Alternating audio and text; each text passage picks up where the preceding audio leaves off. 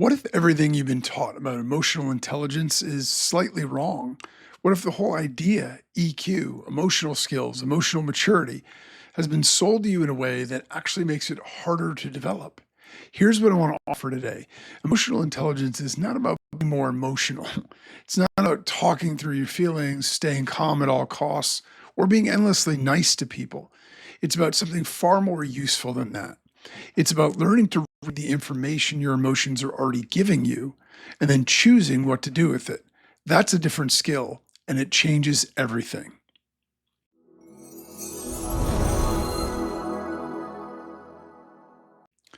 Okay, so let's clear up the confusion. Let's start with why emotional intelligence is often misunderstood. The phrase itself is part of the problem. The word emotional triggers people. Some people hear it and think, great, we're going to talk about feelings. Other people hear it and immediately check out because they've sat through one too many trainings where someone told them to validate and empathize without ever telling them what to actually do.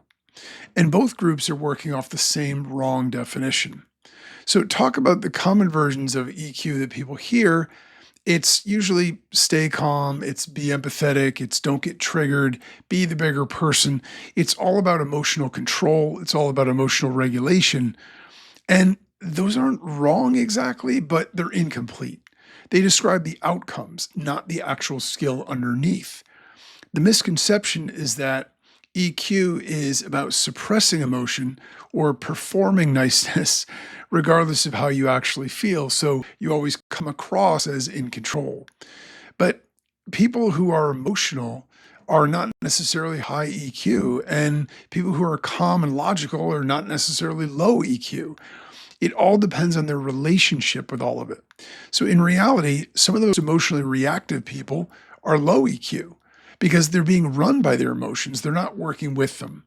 And some calm analytical people have actually done a lot of inner work to understand their emotional world. So here's the simplest reframe I can give you. Emotional intelligence is not about obeying your feelings, and it's not about suppressing them either. It's about learning to read them, to understand what they're telling you, and then deciding how to respond. That's it. That's the whole thing. Everything else is just application. Emotions are information, they're not instructions. So here's one of the most useful ideas I've come across for understanding emotions. They're data. They're not orders. When you feel anxious before a difficult conversation, anxiety is giving you information. It might be telling you, hey, this matters to me, or I'm not prepared, or I've been here before and it went badly. That's all really useful data. But it's not telling you, therefore, avoid the conversation. That conclusion, the avoidance, that's what you added. And that's where EQ becomes critical. So when we think about examples of this, we all know people in our lives, whether it's ourselves or people that we've interacted with, where we got in a discussion or maybe an argument, and there was one reaction emotionally or another. So maybe it was anger at a colleague's email, or maybe actually what that anger is flagging is a real boundary violation, or it might just be flagging that you're tired and burned out. So sometimes the context matters, and the way we react to the way we feel is as important as the way it makes us feel to begin with. It's useful information, but fire off a response right now because you're angry about an email, that's a choice. That's not a requirement. And guilt after snapping at somebody, that guilt is giving you information about your values and what matters to you. That's worth paying attention to. But spiraling into shame for days isn't what the data called for. Excitement about a decision that turns out to be impulsive, again, excitement is real and valid, but it's not infallible. High EQ means that you can feel excited and still slow down to evaluate. So the key shift is that we want to move from I feel it, therefore I must act on it, to I feel it, what is it telling me, and what do I actually want to do? So it isn't about intellectualizing or bypassing emotion or ignoring it. It's about partnering with it. So the goal is not to feel less. The goal is to become a better interpreter of what you feel. The gap between stimulus and response. There's a concept that shows up a lot in psychological and philosophical traditions, and it goes something like this. Between what happens to you and how you respond, there's a space. Most people don't know that space exists. They experience something and they react almost automatically. The emotion fires, the behavior follows. Emotional intelligence is largely about learning to find that space and then learning to use it. So, if, say, somebody sends you a message and it feels dismissive or critical, now the automatic response might be defensiveness, it might be withdrawal, it could be confrontation or sharp reply. But what if you noticed that impulse, paused, and asked, what's actually going on here? Maybe the message was blunt, but maybe it wasn't malicious. Maybe you're reading it through the lens of a past relationship. Maybe there's a real issue that deserves a calm, clear response. This gap is not about hesitation or being passive. It's about agency. Most reactive behavior isn't a choice, it's a conditioned pattern. EQ helps you interrupt that pattern and make an actual decision. This is also where a lot of leadership and relationship quality is won or lost, not in how people feel, but in what they do with what they feel. So the size of that gap, the space between stimulus and response, that's what grows when your emotional intelligence grows. You don't stop feeling things, you stop being run by them. Regulation is navigation, it's not suppression. I want to address something directly. Emotional regulation doesn't mean turning emotions off. And this is a big one because a lot of people, especially people who grew up in environments where emotions were treated as a problem, have learned to equate being regulated with not feeling much, or at least pretending not to feel much. That is not the goal. That's actually a different kind of problem. Real emotion regulation is more like navigation. You're not trying to eliminate the weather, you're trying to learn how to move through it. So, suppression versus regulation and what actually looks like. If we're suppressing something, we're trying to push feelings down, we're trying to ignore them, we're trying to pretend they don't exist, we're trying to white knuckle through them and pretend that we're performing fine when we're not, and numbing out so we don't react, so we don't feel. That's borderline, if not completely unhealthy, and not what we're talking about. Regulation is acknowledging what you're feeling, it's giving it space without being consumed by it, and then making a conscious choice in how to engage. So, if we think about this as a simple analogy, if emotions are weather, suppression is pretending it's not raining. Regulation is knowing how to dress for rain, still get to where you're going. You can feel deep grief and still function. You can feel real anger and still speak calmly. You can feel scared and still show up. That's regulation. This also addresses the always stay positive trap that you hear all the time. Toxic positivity is just suppression with a smile. EQ isn't cheerfulness, it's honesty about your inner state, combined with intentionality about what you do next. So, regulation is not about being less human, it's about being more intentional. And that distinction matters because if you're trying to stop feeling things, you're already misunderstood the goal. What high EQ actually does for you. So, let me be concrete for a minute about what this actually looks like when it's working, because emotional intelligence is not abstract. It shows up in really specific, everyday places. So, if we think about various domains of our life, relationships, right? You notice that you're getting defensive in a conversation before you've said something that you'll regret. You can name what's happening for you without making it the other person's fault.